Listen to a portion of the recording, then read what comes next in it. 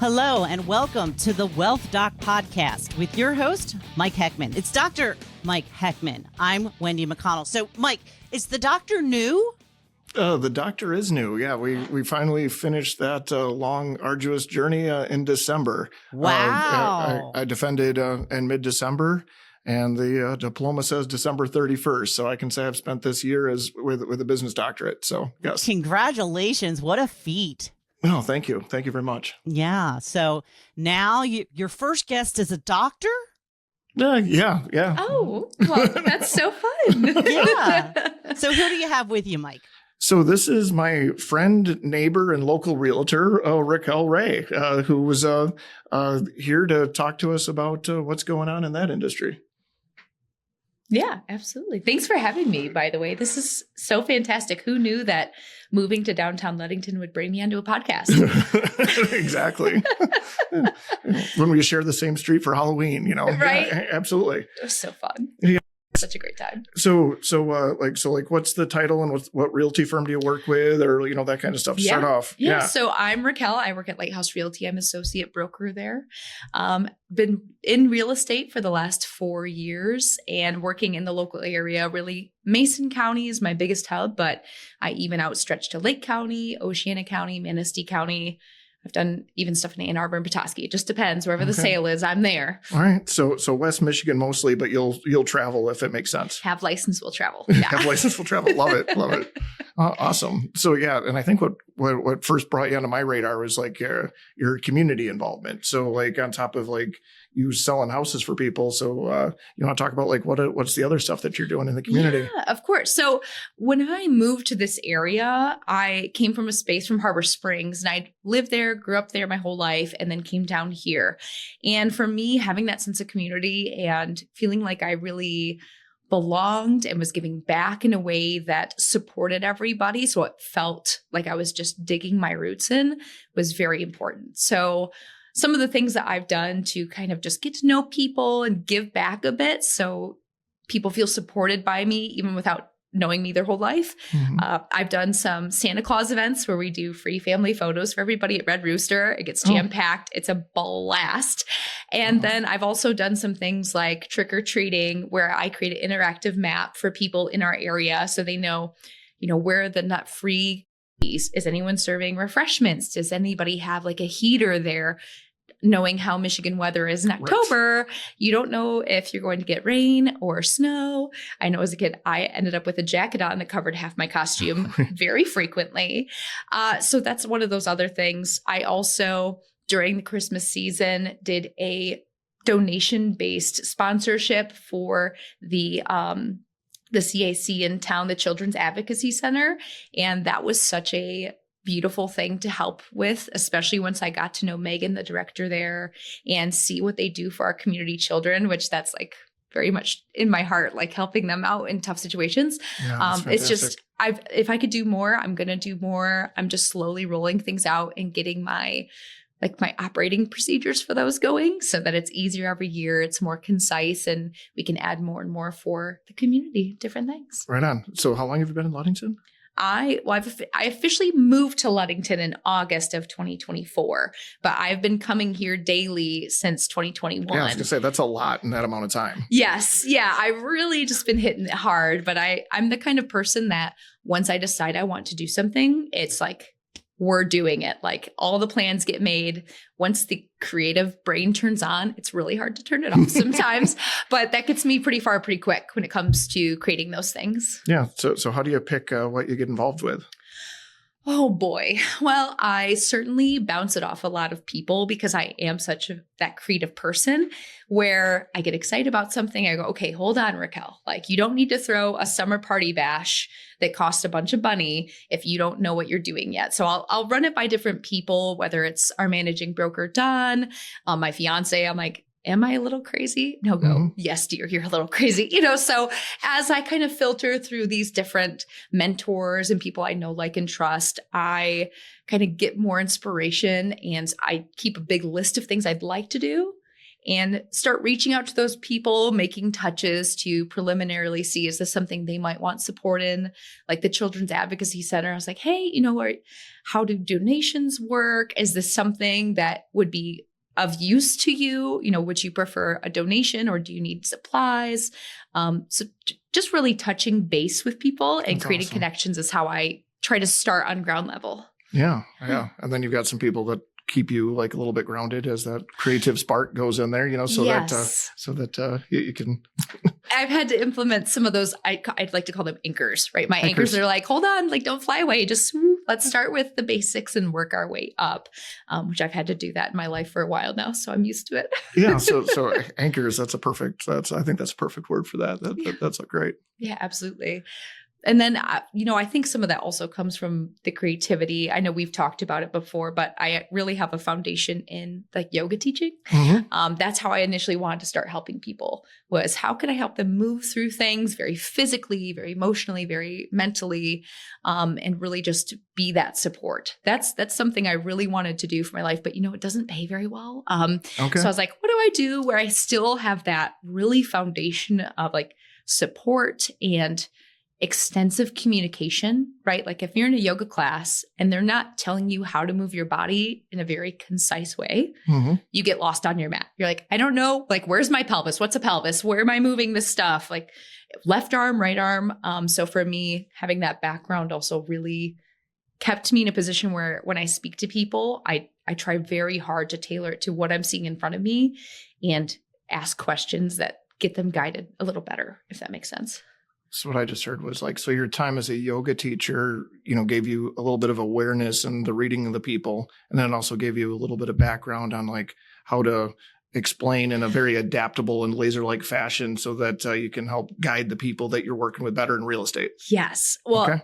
I mean, even think about paperwork. Paperwork is the one thing that makes everyone nervous because there's a lot of, legal implication with that, right? There's a lot of pages and there's so much legal jargon on there that most people, they don't see this every day. Right. So I also had a background in timeshare where I was the closing officer for timeshare contracts. Oh, wow. Okay. Yeah. So for me, my job was to explain legal documents, closing disclosures, settlement statements. I did all of that in the timeshare world, where those people, like, again, you're in front of them. They've just gone through a presentation. It could be a little bit like whiplash. I'm not going to lie. But when they finally get to you, you're like, okay, let me make sure you know what you're getting into. Let me explain this in a way where you feel comfortable and confident. Because also in my role there at the timeshare company, my job was quality assurance. So if those people were not supposed to buy, it was my job to make sure that they felt comfortable, and they didn't, really talk to them and make sure like, okay, are you sure? Mm-hmm. And if they didn't, like, listen, maybe this isn't for you. Yeah. So again, it's caring for people in that sales position, not just trying to get a sale done and like whipping them through the process and kicking them out the door. For me, it's always been like, okay, let's make sure this is right for you. I'm the first person that if somebody is feeling iffy about selling a house, that we really look at that. Like, I don't need you to sell your house for me to be okay. Mm-hmm. I want you to feel really, really comfortable being like, we're prepared for this. We've gone through the motion. We know what to expect and we're on board. That's awesome. So would you say that that's what sets you apart from other realtors, or? I would say so. That and, oh gosh, here we go. That and for me, I care so, oh gosh, here it goes. I feel like I care so deeply about people. My goal is to make sure that if somebody is going through a hard transition, right? Like I've seen some heartbreak ones. Dad passed away. Right. Kids can't afford to keep the house. They all grew up in that house and now they have to sell it. Mm-hmm. And it's a hard transition, or mobility has changed. They don't go upstairs anymore. Yeah. They haven't used their basement in 8 to 10 years and they can't stay home by themselves anymore. Yeah, it's no longer and safe. You're dealing with that internal battle as much as you're dealing with the fact that they have to move and physically take their stuff somewhere else, divvied out between kids or relatives, people changing jobs, getting divorces. I see so much of those big life moments that are so impactful. These are things that people talk about. And so for me to be involved in a way that they can feel a little more at ease with the situation and feel like I got you, like that to me is my driving factor. That's why if you know anything about me, I tend to tear up at like, it could be a macaroni and cheese commercial. And I'm like, the kids are just so happy, just, but that's, I think what really for me sets me apart is that I really care about where you go after I'm done with you. And I'm never done with you. And like, unless you are under the ground, like I am your realtor forever. Like, I'm not just going to say, thanks for the money and you never hear from me again. Like, I'm calling to check on the kids, calling to check on the grandkids, calling to check in, like, how's the new home? How's Florida, right? Whatever it may be. So that's what I feel, at least. So then you're helping people like in a really difficult time, sometimes with like a really difficult transaction, both, financially and emotionally. Would you say that that's like what your driving force is there, or like what motivates you? Yes. Yes, it is one of my biggest driving forces because I have heard so many stories about them not getting that treatment where it's just like, it breaks my heart. I'm like, you just went through all this stuff and what? You felt like you got bamboozled. You felt like you had no support. You felt like you just signed paperwork and had no idea what was going on. I'm like, what a lack of service. Like, I feel like these are big changes. Your home is one of the biggest assets most people have. Not always, but it's where you're physically at all the time. Yeah. So I'd say that's a big thing, but and there's other great transitions. It's not all morbid, right? Oh, yeah, right. People having babies and they're like, we can't do a 2-bedroom anymore. We need more space. We need more space, right? We're retiring and we want a waterfront home. Like, those are, again, some of my favorites. It just brightens me up. It's like, yes, let's do this. Let's find you someplace where you're so happy. Yeah, we see that like in our practice, like with the business owners, when it's time to sell, that most of the reasons when they didn't want to, when they feel bad later, it's not the financial parts of it. It's like, are you getting you're so happy when it's doing for like the best life decisions and not because some big event, forced it to happen, so that's really cool. So as you're going through this, so like what, for those listening, like right now it's like mid 2025. We're about to celebrate 4th of July. It's absolutely gorgeous in Michigan. But, so like what trends have you seen in like real estate here, over the last, I don't know, 6 months, a year? Right. 6 months, a year is usually where I base it off of because things do change often in real estate, right? Yeah. Everything's volatile to some degree. So in our area, one of the great things I've seen is that we have a few more houses on the market. Some might say, oh no, now there's inventory, prices aren't going up. We've actually still seen a 3% growth at minimum every year over the last 4 years. So people are still gaining equity. We're not seeing any shifts downward right now because we still don't have so much that it's like, oh, whatever you want, right? Yeah. But we have a few more. So even for people that are downsizing, that want a smaller home, we're seeing people building 1-bedroom and 2-bedroom houses because the demand is going up for those smaller spaces that don't have a basement, don't have a second story. But with that as well, we're seeing more of those larger homes come on the market because people in that older generation, we'll say just between like the age of 65 and 85, they're wanting to downsize. They don't need 4 bedrooms. They don't need extra stories. So we're seeing this magnificent shift where all those people are like, okay, we want those littler places, and families that are growing are like, we are desperately seeking those 3-4 bedroom houses. So we're in a good space where there's a pretty level amount of inventory for both, which is very cool. So for homes that are under 1,400 square foot right now in Mason County, we have 59 available, right? Oh, wow. In general, in all of Mason County, which is not like a lot, right? But then also for over 1,400, we have 68. So we're at a really good balance with those different sized homes where it's kind of equal. So if you're looking to downsize, someone's probably looking to go up. Yeah. So there's kind of like this fun, like shifting domino effect that we're seeing. And it's taking a little longer for transactions to like get under contract just because we have a little more inventory. Last year, this time we had like 45 homes. So that shift is making a little difference, but people are still buying within most of the time 30 days of a home being on the market. Wow. So it's not like COVID where it's like 24 hours, you have 18 million offers and, it's above asking. We're shifting interest rates, inventory. And do you find that like there's a lot of people that have opinions as far as like what the real estate market's doing and that might not be the best informed opinions. Yes, just like anyone, just like any market, anything, everyone's going to have an opinion, which is okay. But I feel as if there's been a big narrative like market crash and, there's going to be a bunch of homes available and nobody's going to buy them. So many different things that people have talked about, but because demand is still there, like we're not going into a market crash. We're just slowing down. Where we're at also is a little different than other markets.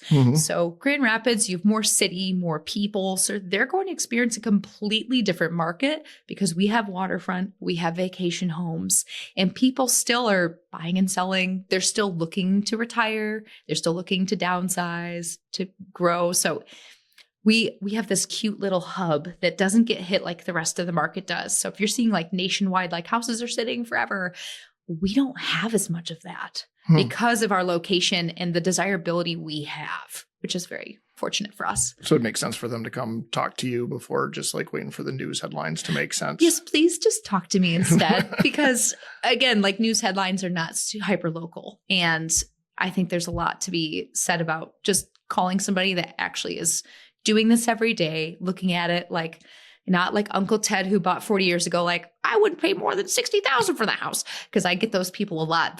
My buyers will bring their relatives there and they'll be, this is not worth anything. I'm like, well, let me show you all the houses that did sell for it. I'm so sorry. It's different. Yeah.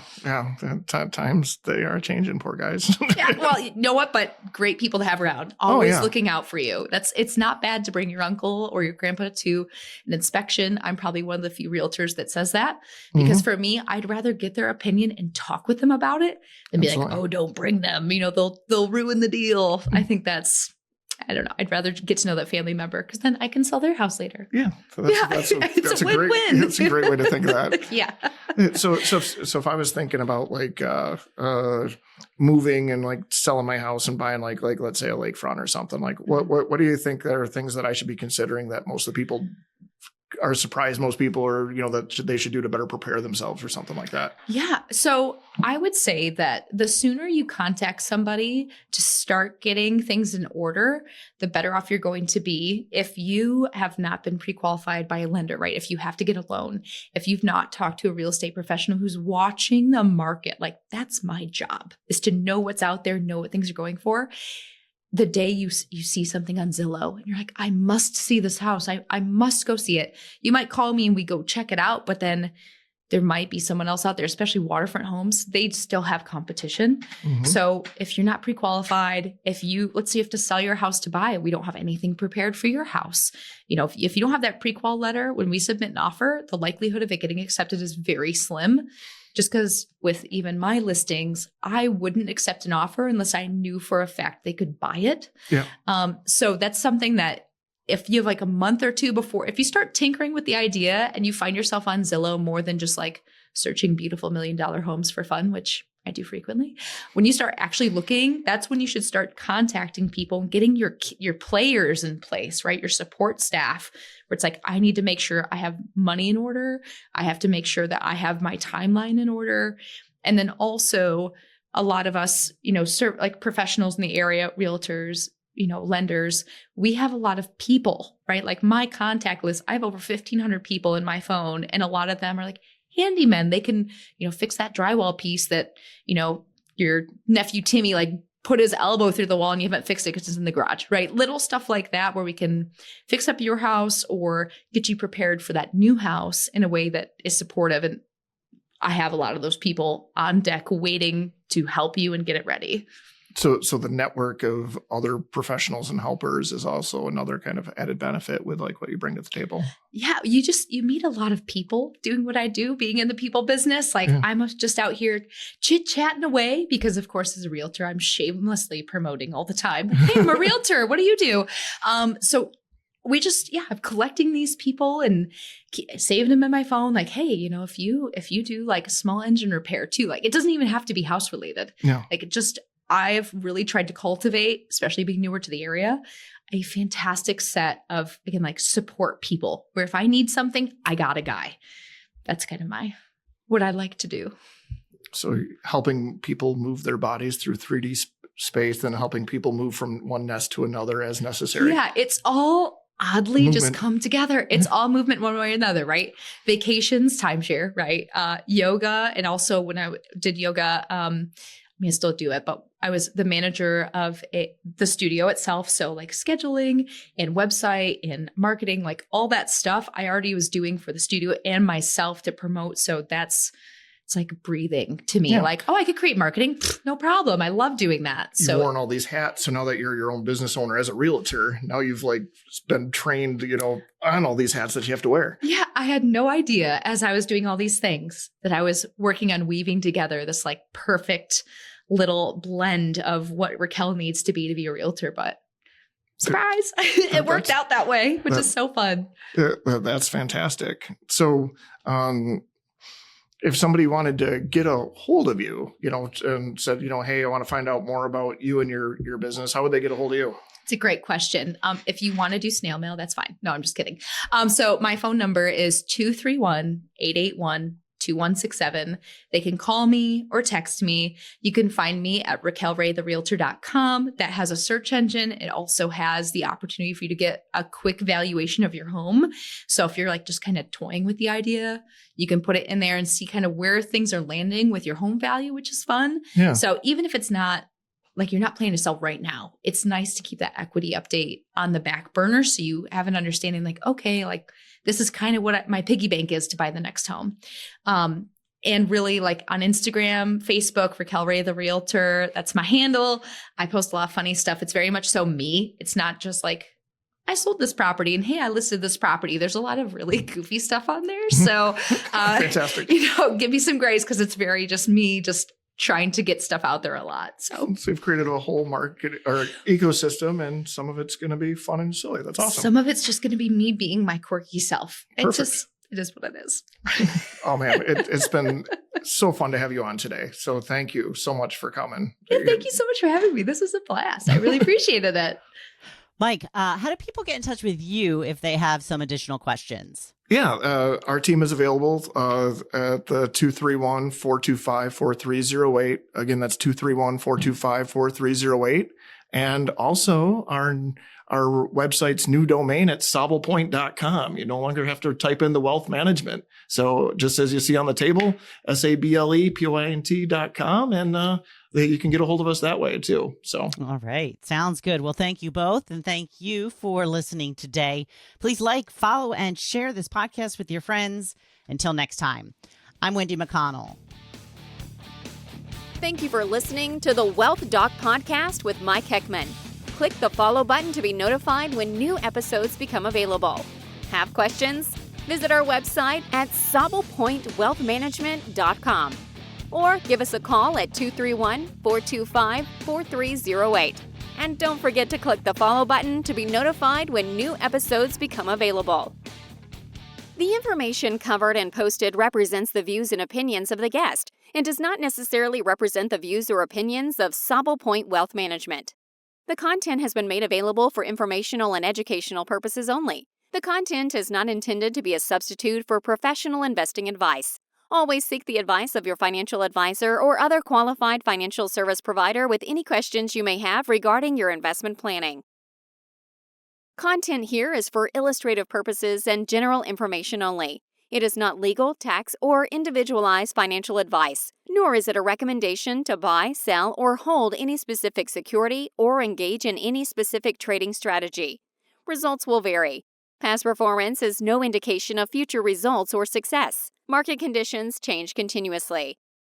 This commentary reflects the personal opinions, viewpoints, and analyses of Mike Heckman. It does not necessarily represent those of RFG Advisory, Private Client Services, their clients, or their employees. This commentary should not be regarded as a description of advisory services provided by Mike Heckman or RFG Advisory or performance returns of any client. The views reflected in the commentary are subject to change at any time without notice. Securities offered by registered representatives of Private Client Services, member FINRA SIPC. Advisory services offered by investment advisory representatives of RFG Advisory, a registered investment advisor. Private Client Services, Mike Heckman, and RFG Advisory are unaffiliated entities.